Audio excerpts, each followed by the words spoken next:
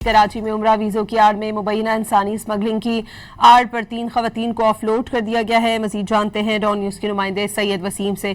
जी Wasim, update कीजिएगा।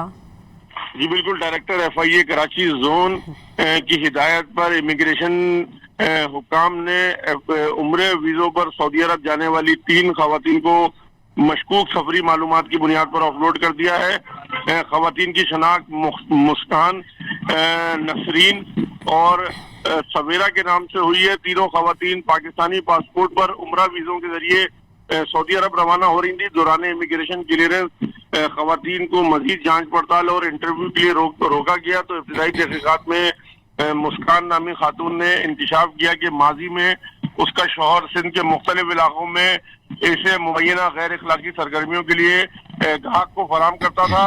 मुस्कान ने बताया कि बाद डिफेंस कराची में भी जो है वो गैर कानूनी सरगर्मियों में मुलविस रही है। ताहम तीनों खवातीन को जो है वो ऑफलोड करके मजीद तहकीकात के लिए जो है वो ह्यूमन ट्रैफिकिंग सर्किल कराची मुंतकिल कर दिया गया है। बहुत शुक्रिया सैयद वसीम।